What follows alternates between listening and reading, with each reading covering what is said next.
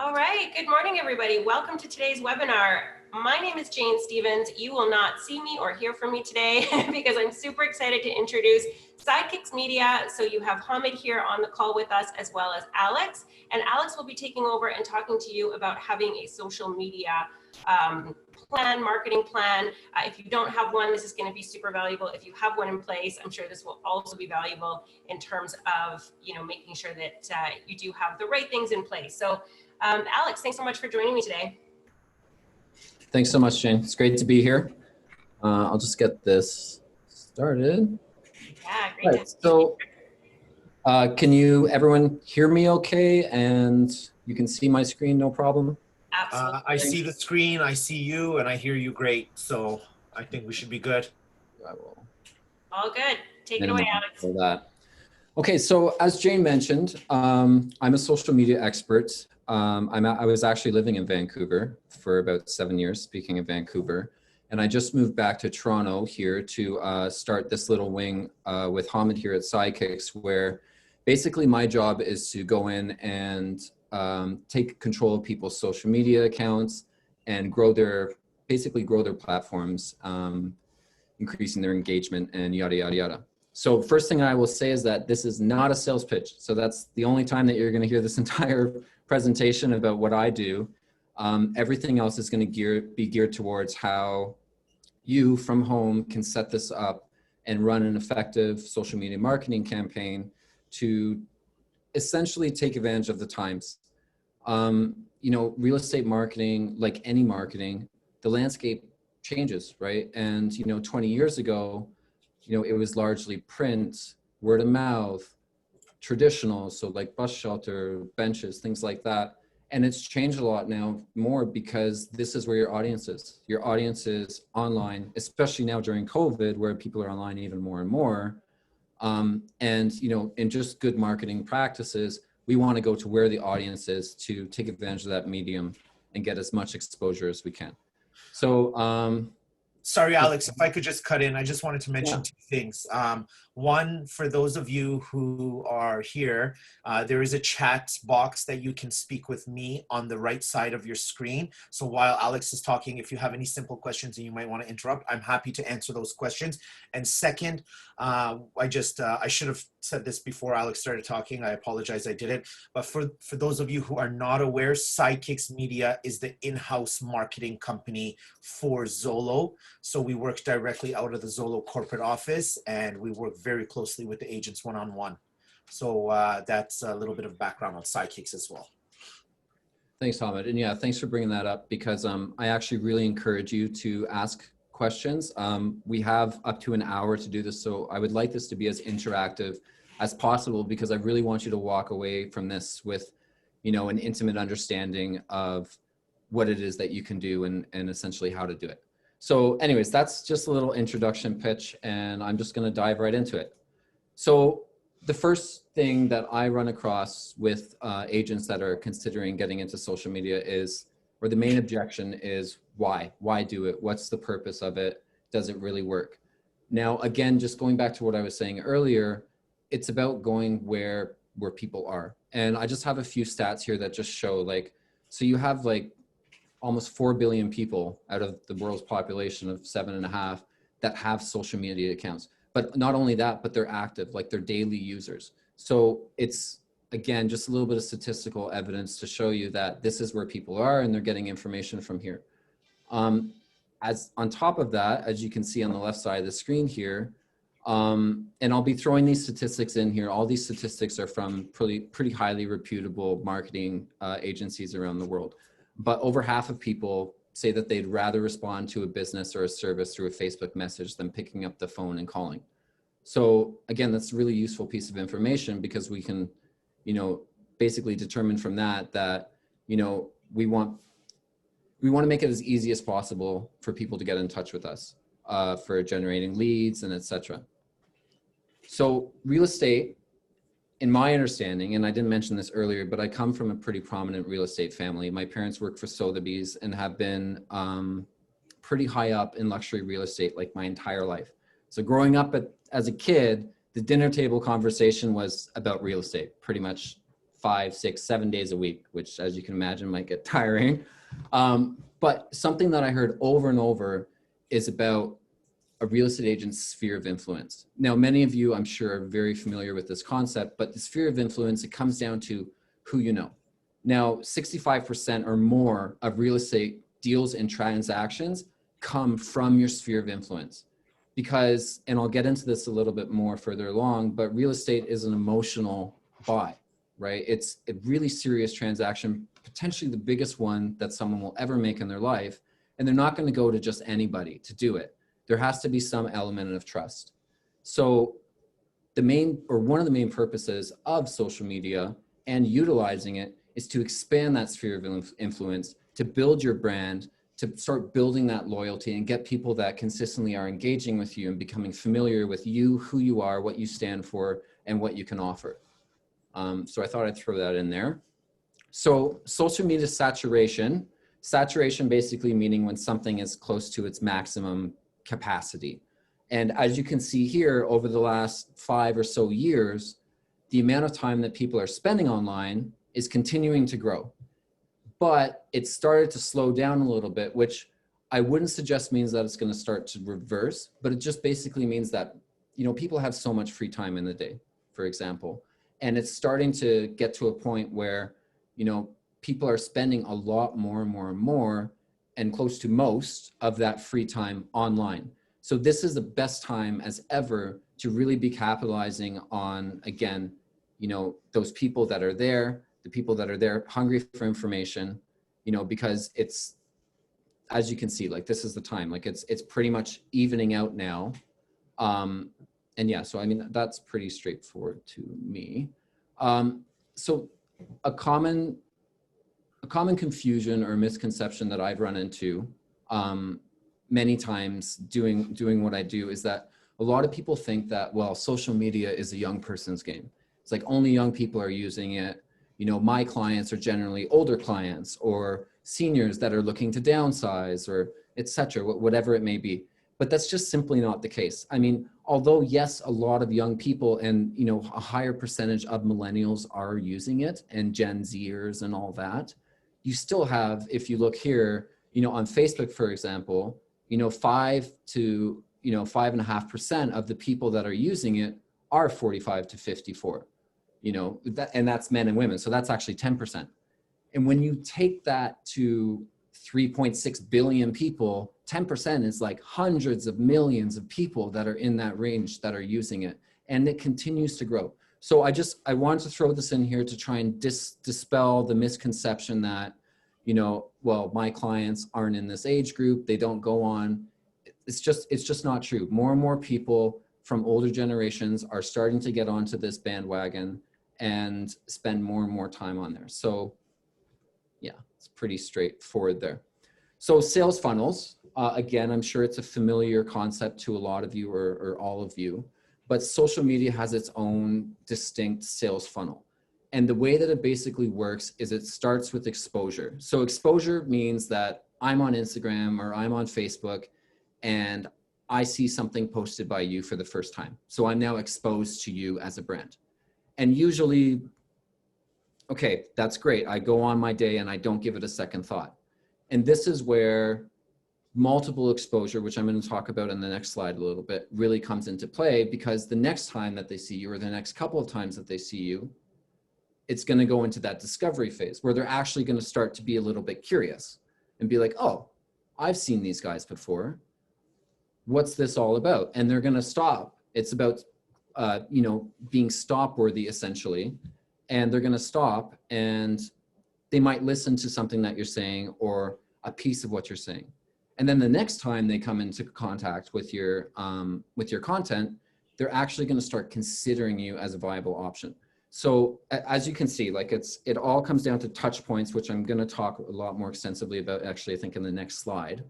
But the more and more that your content is getting in front of people, you know, it moves through this funnel. And as long as you continue to produce this value, so I mean, you're not just posting a picture of a pretty kitchen or you know, a house that you might have sold, you know, you're creating things that are answering questions for people. and you're making them actually stop and think about the content that you're releasing. And that's when you're going to start to get people that are going to start to convert to your brand. And from there, you start building and establishing a relationship. And that's where leads start to come in. So I wanted to break this down because, a lot of people think that, social media is about leads. It's about brand development. And this is essentially a brand development funnel where leads, yes, they happen, but it's not, even though it's technically always going to be the objective, by focusing it on the primary objective, you won't accomplish it. You have to focus on your primary objective as being developing your brand and developing who you are and getting in front of people. So this next slide is going to explain this a lot more. So a touch point, as I was talking about in the previous slide, is any time that a customer is going to come into contact with your brand. We call that in marketing, we call it a touch point. So as you can see on the right side here, you have all these different avenues for touch points. So whether it's print media or word of mouth through, someone that that knows somebody, or you see traditional ads on the sides of buses or something in a magazine. Anytime that somebody is seeing this, it would register as a touch point. And we know through real estate statistics and research that the average sale in real estate, the average sale in real estate, people will start considering you, not buying with you, but they'll only start considering you as an option after you've come in contact with them 7 to 8 times. So think about that. Like that's a big number. And it shows that, you need to be utilizing this web of marketing, not just one or not the other. Like I would never recommend to you that you only do social media or you only do print or you only rely on word of mouth and who you know in your sphere of influence, right?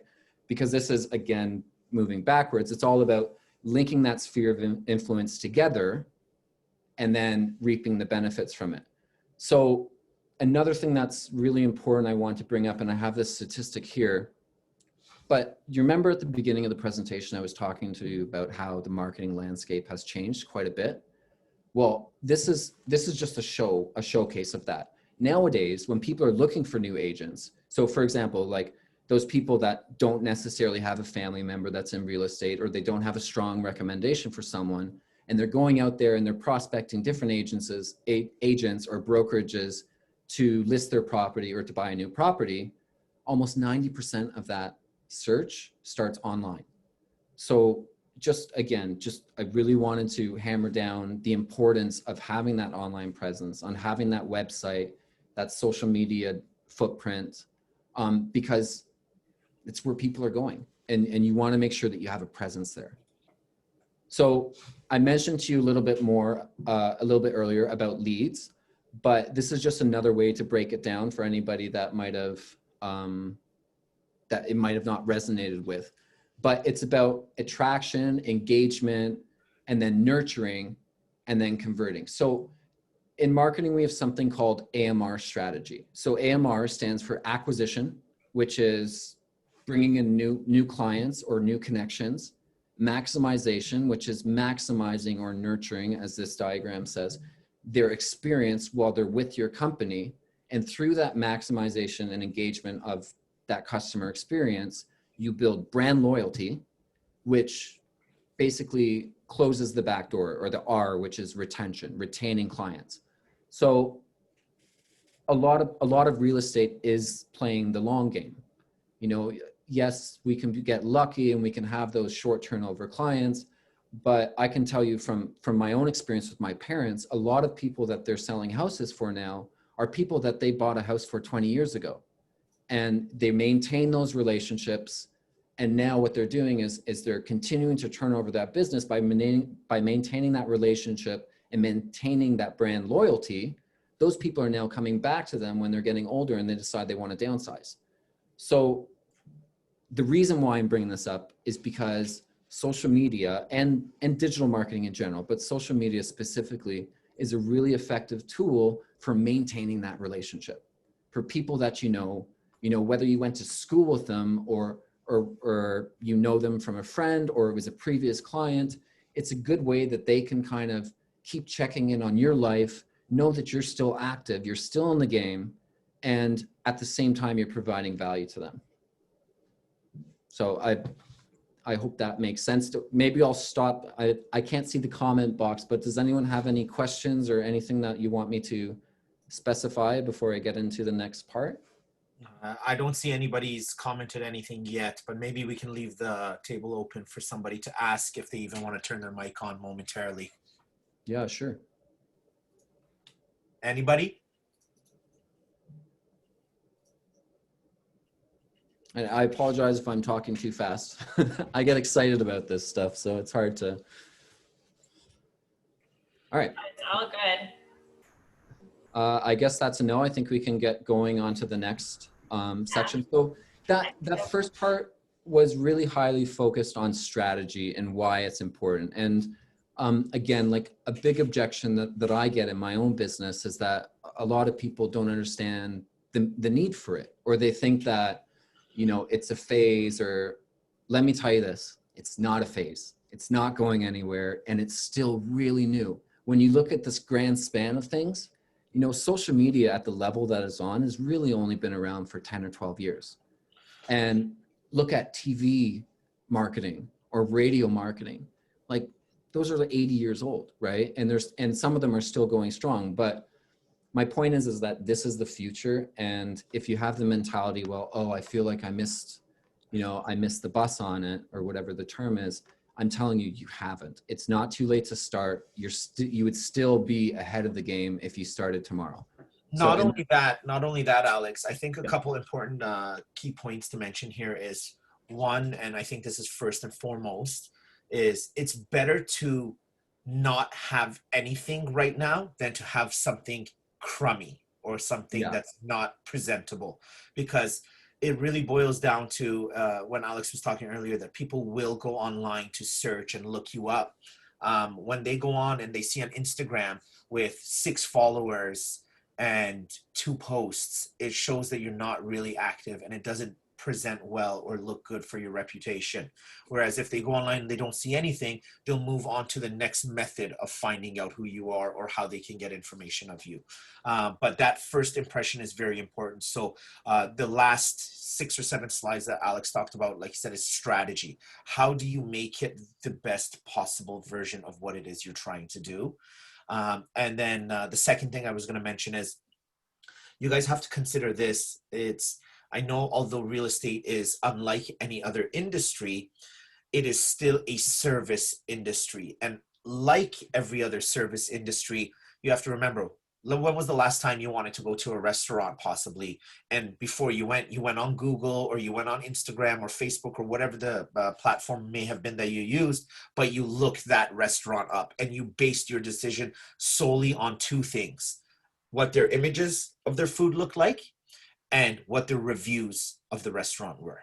So you guys have to think of yourselves in that aspect as well. And again, like I said, although 2 completely different industries, they are still both service industries. Definitely. And also to add on to that, thanks for that, by the way, Hamid, that was good. But to add on to that too, is when people are looking for a listing or buying agents nowadays, they're also they're doing their research. Like I showed you some of the stats that are showing this. And nobody's just gonna, or a lot of people won't just go with the first person that they see. They're gonna have 3 potential candidates, and they're gonna do their research, and they're gonna check out your social media, and they're gonna see what you have going on, because it's part of the marketing game now. And a lot of people understand that too, which Hamid kind of alluded on to. Yeah. And another thing here actually too, and this just came to my mind, and I'm kind of shocked that me and you didn't discuss this earlier, Alex, but for Zolo agents, you guys have to remember, one big portion of your business is the Zolo leads that are coming in. So if a Zolo lead comes in, it is a completely cold lead. The only warmth it has is the recognition of Zolo, and then the second touch point is you following up. When that lead now hears your name or who you are, the likelihood of them going online to find out more about you is pretty high. So the importance of having this set up correctly, again, it plays a huge role in your cold leads as well. Now, we talked a lot about building your warm market and building in your influence or your network. But that also comes down to, let's say you talk to someone you've never spoken to before through a Zolo lead, they're most likely going to go online and research you as well. So that plays a huge role in how you set everything up. Exactly. Okay, and so this next section that I'm going to talk to you about is, it's literally just the mechanics of how you can set up these pages or optimize them if you already have set up. It's pretty quick and a little mindless, but some of you might not know how to set up a Facebook business account, or how to link your Instagram and Facebook accounts together so that you can spend half the time literally when you're posting content. So you can post 2 platforms at the same time. So the first one is Instagram, and this is actually the only slide I have on it because it's really straightforward. If you download the Instagram app on your phone, or you go to Instagram.com on your computer and you don't have an account, this is the screen that you will see. And if you already have a Facebook account, you can literally click this button right here, log in with Facebook, and it will use your information from Facebook to go into it and fill everything out.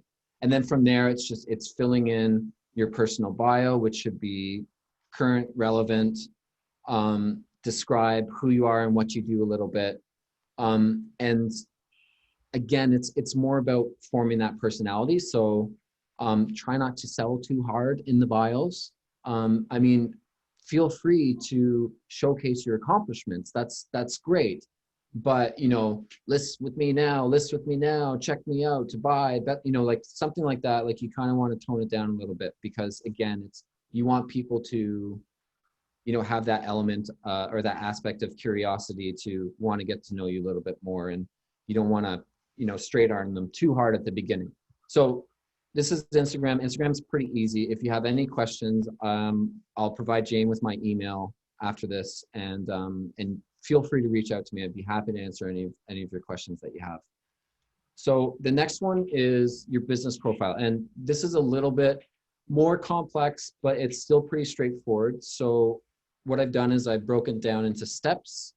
So if you go to your Facebook page and you click on this little home button here, you'll see a list of settings on the side, and you'll click this page button here. And sorry, I forgot something. That's my bad. I really don't recommend that you run your real estate online social media presence from a personal page. It's a good practice, and most people do it, to keep it separate, to have a separate business page for your real estate business, and then have your own personal page. Like, the reason why is because you don't really want to, although personal content is really good and valuable, you don't want to mingle too much, and you want to have control over the content that's going into your business presence. And on your personal page, you know, some random friend from your childhood can, you know, post something on your page that you might not necessarily agree with, or something that might be controversial. But on a business page, you have a lot more control over what goes on the page and what doesn't. And it's the same with Instagram. So on Instagram, if you have a personal Instagram account, that's great, but I recommend that you keep it personal and you create a business account separately on Instagram for your real estate brand. Now, the exception for Insta would be if you have a personal account where you have thousands of followers. I'm not sure if any of you do. Then I would say that's worth it, just so that you start with that huge following. And I personally would convert that page into my real estate brand page. So sorry, I should have started with that. So the first step is you go to the pages on your left-hand side of your main home Facebook page. And then this is going to come up. And as you can see here, these are some of the pages that I'm managing personally. But you'll see at the bottom a little create new page button. So you click on that, and this will come up. So create a page where I recommend that you create something that's distinctive. Now, this isn't a good example of something that's distinctive. It's a brand that I was creating just so I could show you for the sake of this webinar.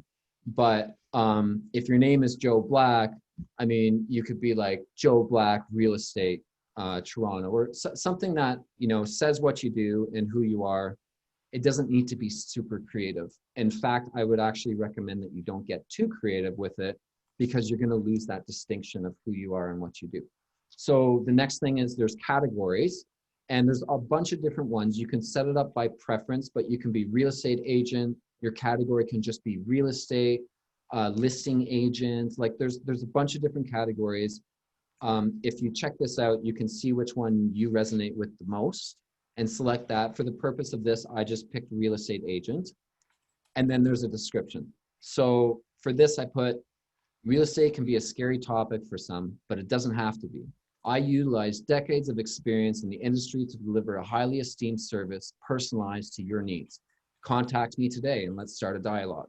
So short and sweet, but talking about, briefly some of your accomplishments. And I'm not an agent, okay? Like I'm a marketer first and foremost, but I just created that as if I was to, for someone who's looking at this to be like, oh, this is an experienced person. They're not trying to sell me too hard. It seems like I can get some value out of this relationship. And again, you're going to hear that word over and over and over again, because that's what it all breaks down to. So the next one, so the next step is, it's a picture of me, is you start optimizing it. So it'll ask you to put in a profile picture, which you'll see this will actually crop really nicely, a cover photo, and you want something that's going to be unique or at least really visual, which I'll get into a little bit later. And so this is what your page will look like after you click the save button down here. So you see this page, and I'm just going to walk you through a few things really quickly in terms of optimization. And if you miss it, don't worry. Like I said, email me anytime. I'd be happy to answer questions for you. So up here, you'll see a little thing that says add a button. So this is really important because, as we know, we want to have some type of call to action. So this is your call to action right here. And this button, if you click it, you have lots of different options of call me, email me, send me a message, like the page. Like there's lots of different things that you can use as a call to action, sorry, excuse me. I recommend that you do either email or direct. Again, anything you can do to try and start that dialogue as quickly as possible without shoving it down people's throats. So that's the first thing there. And then you'll find down here, you'll see a little thing that says, get the most out of your page, add more information. And this is where, I don't go into depth here, but this is where you can really personalize, put more information up, put a second bio, a little bit more about what you do, your hours of operation. And so it's pretty straightforward, and you can just kind of follow through the steps like that.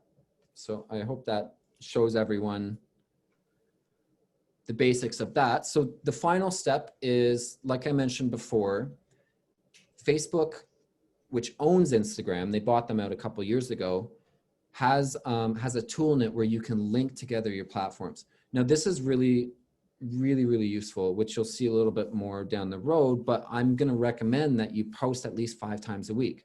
Now, if you're posting 5 times a week on 2 platforms, that's 10 posts plus 10 stories, and it's all got to be unique and engaging content. So as you can imagine, like that's a lot of time and effort. So what you can do is you can actually link your accounts together so that when you post to Facebook, it also posts to Instagram, or when you post to Instagram, it also posts to Facebook. And it will literally cut the time in half by 50%, right? And they're different audiences too.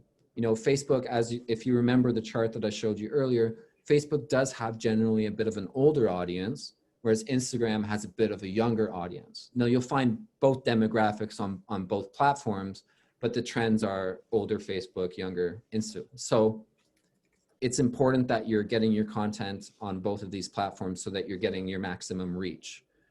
So the way you do it is, again, you see when you're on your business page, on the left-hand side, you'll see a little menu like this. At the bottom is settings. You click on settings and you'll see a little tab here that says Instagram. So you click on that and this page will show up. And so you just click on connect your account, and then it will ask you to log into your Instagram. Now, it's important to keep in mind that if you already have an Instagram account and you've already connected it to a Facebook personal page, then you're gonna, unless you want to create a new one for business, you're gonna have to go into Instagram and disconnect that page from the account and then do this, because you can't have an Instagram page that's connected to multiple accounts. So I thought I'd throw that in there because it was a problem that I ran into. And then after, you'll get this little confirmation, which shows now it's a little bit small, but it basically says that you're connected. It shows the account that you're connected to and the basic contact information. Oh, I skipped over there, but I was pretty much done. And it shows the basic contact information at the bottom. Now, keep in mind, it also will always have an option for you to disconnect this account at any time if, I don't know, if you want to change something or you want to connect it to something else or, you know, lots of different reasons, but you can disconnect it at any time. So that's good to know. And that's the technical part. Thank you for sitting through that. I know it might have been tedious for some of you, but I felt like it was important to show you just because there might be a lot of agents that don't have that all connected. Yeah, so just give me a drink of water. Okay, so this is the section, the final section of the presentation, and the part that I think is maybe going to have the most value. So if you waited around so far, thank you very much. You're going to be glad you did. And I'm just going to dive right into it. So posting basics. Sorry, Alex, if I could Yeah. just interrupt you there for Jump maybe right we in. can slow this portion down ever so slightly, because I agree this is the most important part of the entire presentation. And for the agents that are listening, I think although this call will be recorded and you can reference it back, I think taking some notes down right now would be very beneficial to you guys to Just take. remind me, I'm talking a little bit quick. I know I am. No worries. So a lot of people have the conception that social media is easy and it's really straightforward. And I mean, it generally is, but that it's subjective. Like that depends on what you're using it for, right? Our goal is to grow a business and to develop a brand and to engage prospects, which can generate into leads, which can generate into transactions, right? So it's a bit more complicated and there's strategy that's involved in doing it. Otherwise, everyone would have 1 million followers and all other sources of marketing would become obsolete. But that's not the case, right? So what I've done is I've broken it down into 7 different categories for essentially strategy in creating your content, because content strategy is super important with social media. You know, you want people to engage. So Facebook and Instagram run off of an algorithm. And this algorithm basically decides who sees your content, how often, and how your organics or unpaid reach basically happens. So what happens in the algorithm is, say I'm Joe Black with XX brokerage, and I post content on a new property that I've brought to market. And nobody likes it or nobody engages with that content. Basically, it means that people aren't stopping to read what I have to say. They're going right past it. In the first 15 minutes to 15 to 20 minutes on Instagram or Facebook, if that happens, then the algorithm basically says, this is not a good piece of content. And they throw it in the trash bin. And that's literally what happens. And then that content will not organically spread to other people. And you will have minimum reach for all the effort that you're put into this. So it's really important, because if I post out a piece of content that has a lot of value for people, that people are commenting on, engaging, liking, sharing, then Facebook is going to be like, wow, this is a great piece of content. And they're going to show it to more and more people at $0 cost to you. So it's free marketing, essentially, if you do it right. And oh, I lost my train of thought. I was going to say something else. Hamid, help me. So sorry, I'm actually just chatting with somebody in the chat box right now, so I was a little bit more focused on that conversation. Where did you leave off right now? No, it's okay. I got my train of thought. I'm back where I was. So with that being said, there's a lot of tips and tricks and strategies, as I'll call them, that will allow you to cater to that algorithm so that you can get as much unpaid reach as possible and grow your followings. So I broke it down into 7 categories, and I'll begin. So the first one is frequency.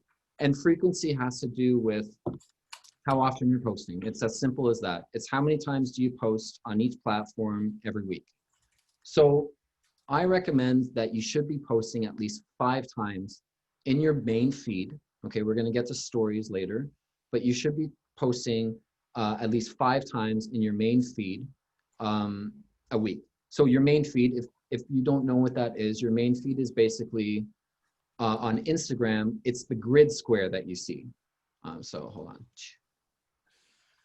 It's this. It's the grid square. Okay, stories are always going to be up at the top, and they're moments. So they only stick around for 24 hours, and I'll get into it in a lot more detail in a couple of minutes here. But your main feed is something that will always be there. It should be timeless, and you should be consistently posting it. And just let me go back. So the reason why is because think of it as a chocolate bar commercial on TV.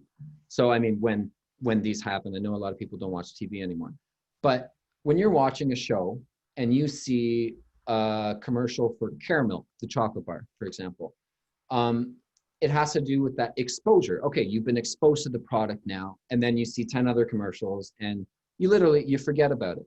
But then an hour later or the next day, you see the same commercial again, or you see a different commercial but for the same brand. Then you start to resonate and you start to, oh yeah, I saw that commercial yesterday, and you start to slowly put all the pieces together. And then on the 3rd or the 4th day, you see the same commercial or a different commercial for the same brand again. And it starts to put that brand in your mind, and it's about working that funnel, right? So if I'm on Facebook or Instagram and I post on Monday, and then I don't post till Friday or the next Monday, that potential customer or viewer has 7 days in between that they're being bombarded with all this other content, and they've forgotten about you. I'm sorry. Not only that, it allows your competition, for lack of better words, to enter that lull where you are not posting and appeal to your possible candidate or prospect. While you're not posting, they can hit them in that 5-day time span or 7-day time span. Exactly. And you may have very well have in those just few days have lost a potential lead. Yeah, 100%. But it's a bit of a tricky mix though, because although you can post too little, you can also post too much. So it's actually, research shows that accounts that have less than 10,000 followers, which I would argue might be most of you, unless you already have a really strong social media game going. If you post more than 2 times a day, you actually you receive 50% less engagement. So it's about, that same chocolate bar commercial. How many of you remember watching a TV show and seeing the same commercial during the span of the 1-hour TV show like 10 times? Like you start to get frustrated after a while, right? So there is a mix to it. And so I recommend, 5 to 7 times a week. You can post multiple times a day, but again, like keep it maximum 2. And that's where you're really going to see people are going to start engaging with your brand more and more. Frequency is so important. Frequency and consistency. So that's the first one. And again, for all you, if you have any questions at all, stop me at any time. I'd love to. Not only is frequency and consistency is the first slide, but I also think that it is the most important portion of having a social media presence. Mm-hmm. I think, sorry, I'm going to slightly disagree with you here. I think it is super important, but I still think that valuable content is the most important thing. Without valuable content, you don't have anything. And I'm going to do an exercise with you guys right now. If any of you would like to engage, and I'm just going to give you a couple questions. We're going to type it out in the chat box, and Hamid and I are going to work together, and we're just going to do a short little 5-minute tops exercise.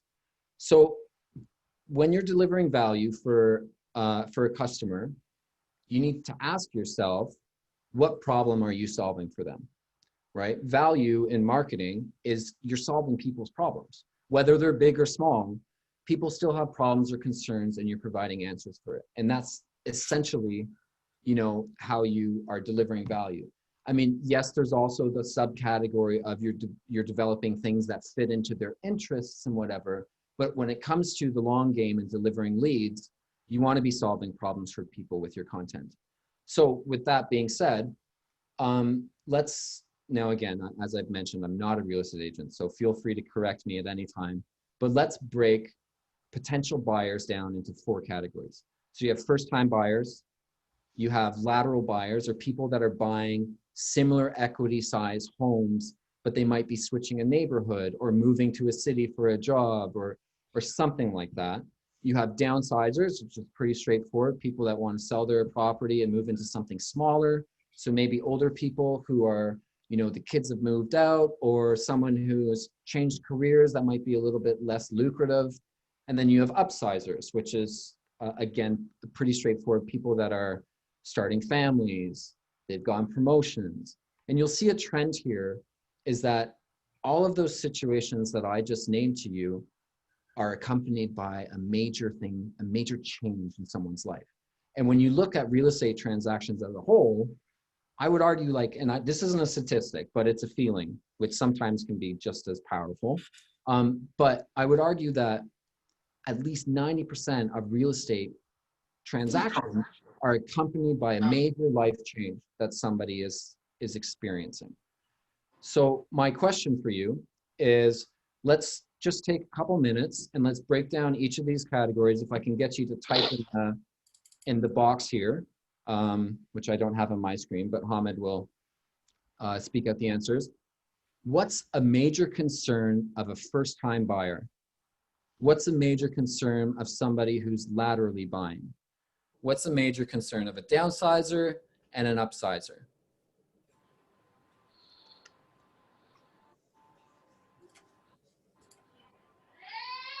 So yeah, just take a couple of seconds here and type something in. It doesn't need to be.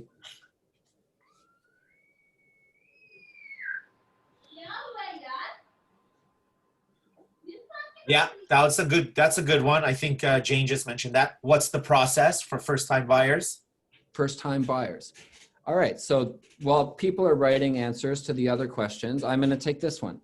So what's the process to a first-time buyer? That's great. I don't own a house, but I'm looking at buying property soon. That's a concern of mine. That's absolutely correct. Well, how about you create, a video that you post to social media and Facebook that talks about the process of buying a house in 30 seconds or a minute. And you break it down into 5 steps and you talk about, again, I'm not an agent. One of you would describe this a lot better, but you do a video and you answer the question and you break it down into, I've heard a lot recently that a lot of first-time buyers are really concerned about how difficult the process can be. It seems overwhelming, it seems et cetera, et cetera. I'm going to break it down for you in 30 seconds. This. Priyanka had a really good one here too. Mortgage pre-approval, which is what I mentioned to you earlier, Alex. Yeah. Can I afford it? How much is my mortgage going to be? What do I have to do to get a mortgage? I think mortgage is actually one of the hardest parts of the first-time home buyer process, to be honest with you. If not even a repeat buyer mortgage, it's a difficult process still. Yeah. And essentially, even without having a million different answers to this portion, just those 2 questions alone show you that you can put content out addressing these common, frequently asked questions or concerns, and just enough value in that alone, in those answers, will bring people to you, will drive traffic to you. And you're absolutely right. And I want to jump in and add that something that might seem like a simple concept to you, to me, I have no idea about how to qualify for a mortgage. I have zero idea. I couldn't even talk about it if I tried. So why couldn't we do something that literally talks about how mortgage qualification works in a minute? Again, to you, it might seem redundant, but if you're targeting first-time buyers, there's a lot of people out there that would get a lot of value from something like that, me included. So this is a great example of different things that you can do to hit different aspects of the market and different demographics, different type of people. And people are going to want to hear what you have to say, and they're going to follow you, and they're going to be tagged along on your journey now because they're hungry for more, right? It's like people love learning about this stuff, especially when it's just given for free, So as a little thing I suggest that you do is, when this is all done and over, take some time, write down 3 to 5, major concerns, or ask some of your fellow agents in the office. What are some of these major concerns that you hear from these categories, or make your own categories, but write it down and try and answer these questions and then see, okay, what can I do? What type of content can I create that's going to target this stuff and reassure people or educate them, or, there's lots of different options. But I just wanted to do this to show you literally how easy, like it's cause and effect almost, right? Identify the problem, and you as experts, you have the solutions. So value is really important. And I told you, I know I sound like a broken record, but it's because if you're not creating that content that's doing something for somebody, then you're just going to get lost. You're going to get lost in all the noise, right? Because a lot of people are not doing this. 5% of agents that I've seen, and this is my job, I spend all day going through agents' social media profiles and looking at what people are doing and comparing my customers to them, right? And I'm telling you, people aren't doing this, and it's a huge missed opportunity. So moving on. If I could actually just interrupt there, and just again, what I always try to do is sometimes we have a difficult time wrapping our head around the information we're currently digesting, us as the people viewing Alex's presentation here. So I always say, compare it to something easier, something that you can break down and process a little bit easier. So like earlier, I used the restaurant example. In a case like this, adding value, you got to look at perhaps a car purchase, right? If you buy a Mercedes, when your car breaks down, Mercedes has roadside assistance. They'll come, they'll pick you up, they'll tow your car to Mercedes for you, and that's added value. That may have been the deciding factor of why you purchased a Mercedes when it's significantly more expensive than a Honda. But Honda isn't providing that service. Now, I don't know for sure if that's the case, but I'm just roughly throwing out some examples there of what added value does and why people decide to go the direction they do when making a purchase. Yeah, great point. Added value, 100%. Okay, so the next category, and I mentioned this a little bit earlier, is stories. So I showed you what a feed looks like. And on Facebook, the feed isn't laid out in a grid, it's in a scroll system. So you scroll down somebody's feed, but at the top you have stories or memories or whatever you want to call them. And stories are really, really good because, again, it goes back to that funnel. It goes back to the funnel, discovery, engagement, all of that stuff. And the reason why they're good is because they humanize your brand. So why is humanizing my brand important? Just rewind a bit, because real estate transactions are about trust. At the end of the day, they're about trust. If I'm coming to you and you're an agent and I want to list or buy a property, I'm about to spend potentially $1 million or more or a little bit less. But, that's a huge transaction, and I want to have some type of relationship with that person. Now, the best way to do that from a social media perspective is to humanize yourself and make yourself seem like a person, right? And so basically what that means is in stories, you can be using them to put personal content, working out at the gym on Tuesday, walking down by the lake, chilly out, like it's all of this stuff. And it's not as important what specifically you do. Like, you don't need to follow the same "what question am I answering" philosophy that I was just talking about. This is more about getting in front of the camera and having people see you and see your face and see that you're a human being and you're living a normal life and yada, yada, yada. You can throw in your interests, you can throw in all sorts of stuff. And just a stat that I have here, but over half of people basically say that they're more interested in a brand after seeing it on social media story. So again, this comes down to engagement and getting people to engage with you and who you are, and not necessarily driving that sale, because that sale will organically happen once that relationship and dialogue has started, right? So it's a little bit different than some of the other methods, as I've told you. So the next thing, which is probably the least known out of all of my points.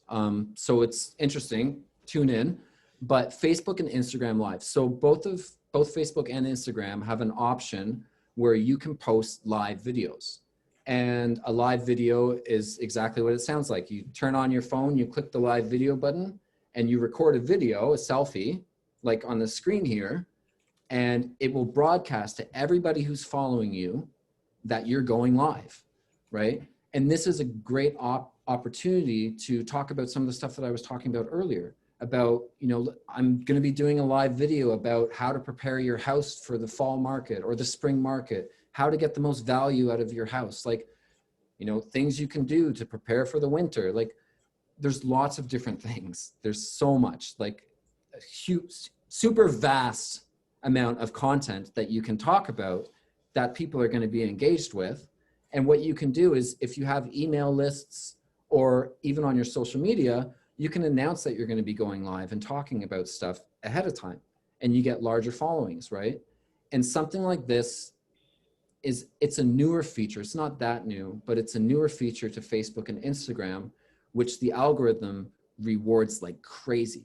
They love it when you use their new features, because it promotes their new features and more people use it and more people stay on the platform because of it, which means they get higher ad revenue, advertising revenue, right? So lots of reasons why this is good. Rewards the algorithm, also really good for engagement, answering those questions that people have. Or, you know, you're on a trip or you're going on a hike, or I know COVID's in right now, but you're doing something that's interesting. You know, you're cooking this crazy extravagant meal. Go on live for 30 seconds. You know, talk about what you're interested in, talking about what you're doing. It's a really good way that people see you and stay active with your brand. So our brains are programmed to take in visual content. All right. And we remember 95% of what we watch, but only 10% of what we read.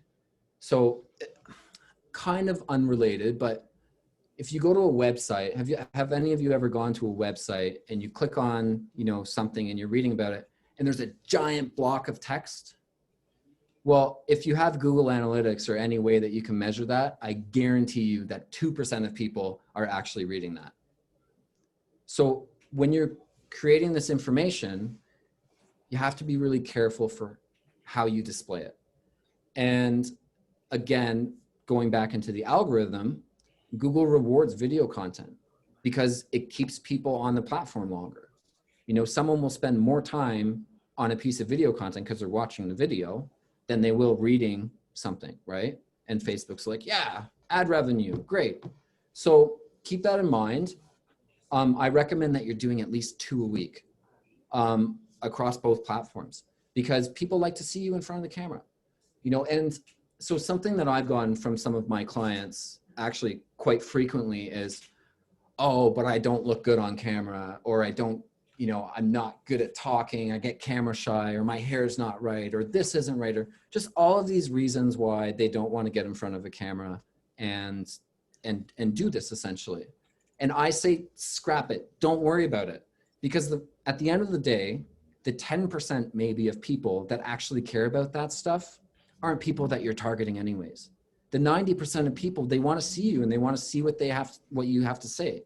They're not interested about your outfit or how you look. I mean, obviously you want to look presentable, but I mean, it doesn't come down to, you know, it's not super fickle and vain, whereas people are going to stop watching because you have a loose hair or something.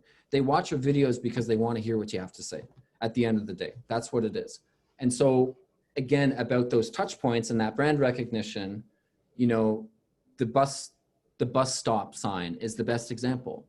It's like, bus stop signs don't drive a lot of business, but they get your faces out in front of communities so that when you go door knocking, or when somebody sees you on the street, or they're researching you and, you know, vetting you up against another agent to potentially sell their house or buy their house, you know, they're going to recognize you, right? So it's, again, it all loops back to the beginning. It's about building that ecosystem, which I like to say, that digital ecosystem, where everything is linked together and all these different marketing avenues are playing off of the one before them and the one after.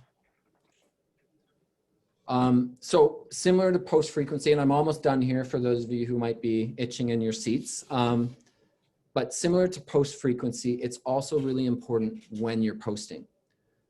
So this basically comes down to what I was talking about with the massive amount of content that's on social media.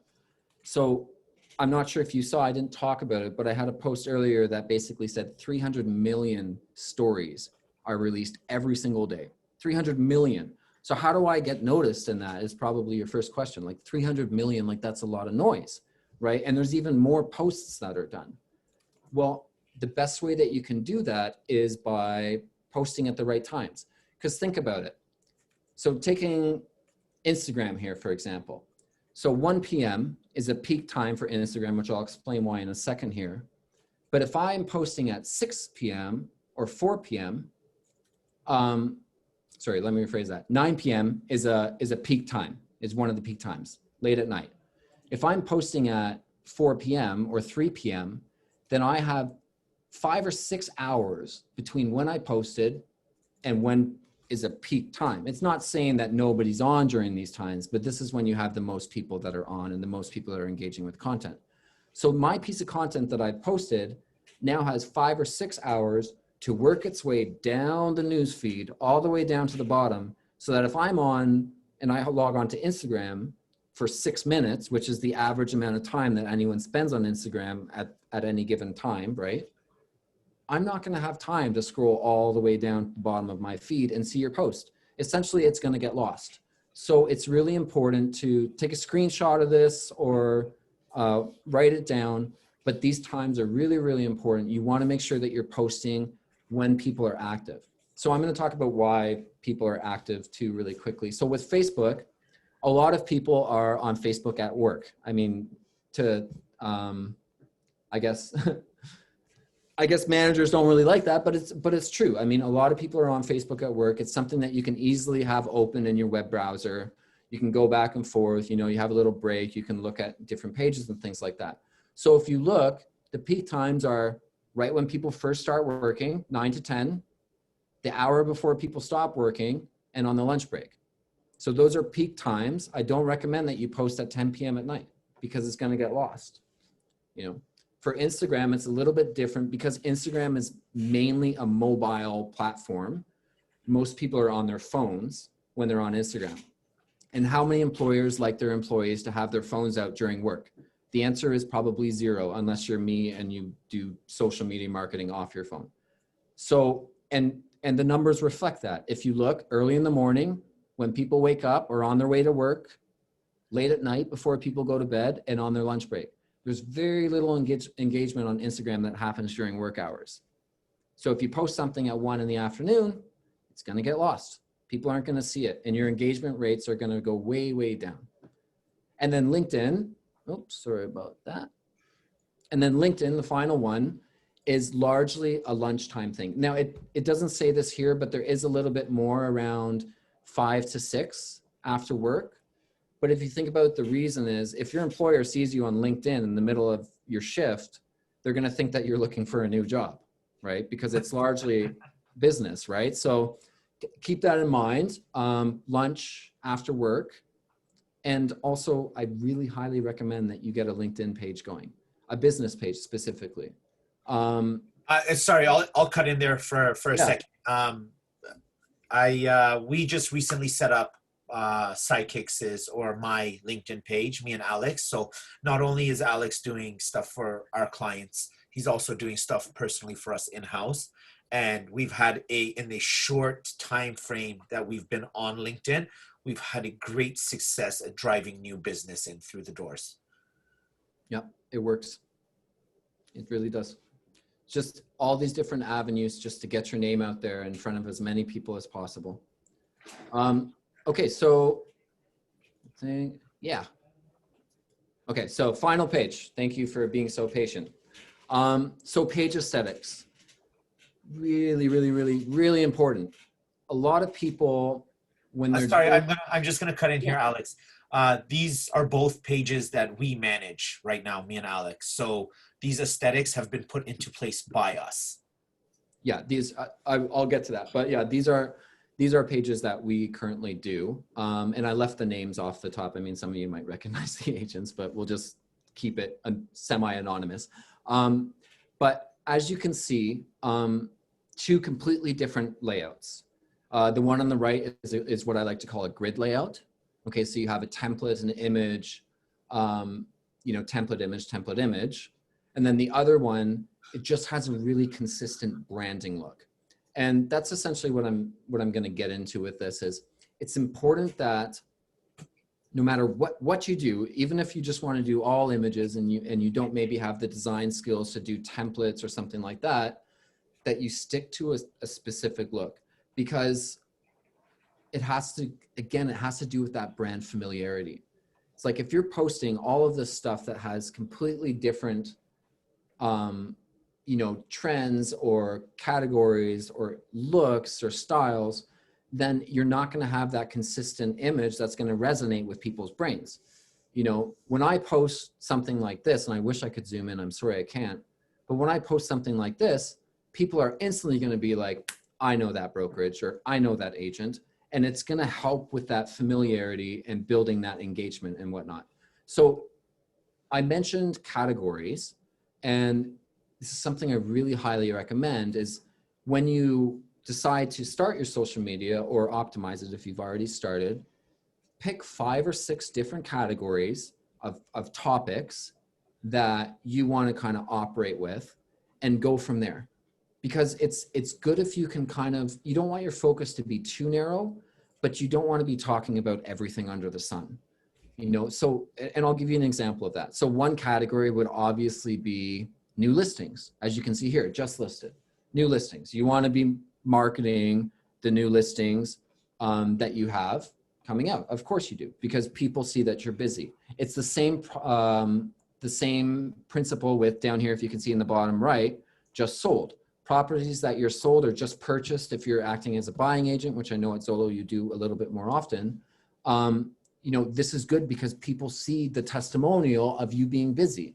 And, something happens in our brains. It's like, oh, that agent's busy. Okay, maybe I'll tune in a little bit more to what they have to say, because people want to go to experts essentially at the end of the day. So they do want to see some level of business that's happening in. But if you're in a bit of a slower season right now, don't fret, because that's not a be all end all. You can fill it up with the other 4 categories. So could I interrupt for a moment here? Yes. This just goes back a few steps to what you were just talking about in terms of how busy the agents look. Just so you know, the difference between the 2 accounts that Alex has displayed. The one on the left does 250 plus transactions a year. The one on the right does about 12 to 15 transactions a year. So although they're significantly different in business volume, their presentation makes them look almost the exact same. Am I right? Yeah, great point. Yeah, amazing point. So, and that's a good example of what I was talking about. Like, it's not the end of the world if you're in a bit of a slower time, right? Because you can present, and it's not being sneaky at all. Like, I'm not presenting it like that. It's just, it's filled with, it's visually aesthetic and it's filled with good content. So some of the other categories I was talking about, and you'll see in the top right here, is for this agent, she didn't have anything going this week. So I posted a market report for the 3rd quarter in, a specific neighborhood that this agent operates in. And I do this for this one over here. You see in the middle, a market report. So marketing statistics is a really good category that you can use. And I'm not sure if Zolo releases statistics to you on the quarterly basis, but you can get a lot of them from MLS if they don't. And it's literally just taking the information and arranging it. So just keep that in mind. Another category could be something like lifestyle. So you'll see up here, I have 2 Thanksgiving posts, completely different posts, talking about completely different things, but visually aesthetic. That it's seasonal. It's talking about the time of the year, something that a lot of people are celebrating, for example. And it's taking up a content space. So this one here, for example, I talked about, I believe the post was 6 tips for how you can get your Thanksgiving dinner ready or stay ahead of the prep and stuff. And it was stuff, again, like, I didn't mention this to any of you before, but my first career, I'm a Red Seal chef. So I went from being a Red Seal chef into marketing, but I knew as an expert in food, all these tips that maybe some people wouldn't think of. And I want to bring up that example because it goes back to what I was talking earlier, when you're looking at first-time buyers or downsizers or whatever, you know, you guys are experts in this. You understand, you know, these concerns and, you know, all these tips that are going to help people that maybe somebody, you know, didn't know. Like, did you all know, for example, that it takes 4 hours, it takes, 8 hours per 4 pounds of turkey to defrost? Like, I mean, a lot of people might not know that, right? So it's about providing value in the ways that you can. So as opposed to this one, I talked about, you know, how it's been a difficult year. You know, I didn't mention COVID because another thing is you always kind of want to stay positive on social media, but I just talked about how it's been a difficult year and how Thanksgiving is about being thankful for what we have and moving forward into the next season and having a great rest of the year. You know, so it's, you know, it might seem a little bit remedial to a lot of people, but again, you're providing value to somebody. And I had great engagement on both of these posts. So yeah, that's pretty much my whole spiel with it. You know, it should look good. It should be engaging. You should be providing value. Video content, time you're posting is really important. Frequency of your posting is really important. And please feel free to rewatch this presentation at any time. Or again, I'm going to provide my email. Maybe Hamid can throw it down into the text box down there. And reach out anytime. I'd love to answer questions that you have. This is what I do, and I really believe in it, and I know that it can make people successful. I've had clients that have closed deals specifically through social media, multiple offers, and I've had good success in a short amount of time. So I know that it works. It's not just wishful thinking. And yeah, that's pretty much it. That's my short little go-to on how to set up your social media and how you can maximize it. And I'd really invite any questions that you might have. Thanks so much for listening. Great. Thank you so much, Alex. Amazing job. Thank you. Does anybody have any final questions? So yeah, I think you were able to address everything in there. If you want to just share your email addresses, and then that way they can reach out. No problem. I'll put them down one more time in the chat right here, and they are welcome to email either myself or Alex. It's pretty much Hamid at sidekicks.ca or Alex at sidekicks.ca. We try to keep the emails as simple as possible. But yes, if anybody does have any questions, feel free to reach out to us. Again, it's not a sales pitch, but if you guys are too busy or preoccupied with other things, we do offer this as a service for you. So you're always more than welcome to give us a shout about it. Absolutely. Well, thank you so much. I will be posting the recording on the workplace group. I will attach contact information there as well, so it's really easy for you guys to find and reach out. Yes, they've obviously given you, you know, a walkthrough of how you can do this yourself, but reach out to the experts if you're feeling, as Hamid just said, that you don't have time to execute it yourself. They're here for you. So thanks again, Hamid and Alex, for joining me today. What a great webinar. Thank you so much. Thanks, guys. Have a great week. Take care. All the best. Thanks, everybody, for attending. Take care, Thank everyone. you. Bye now.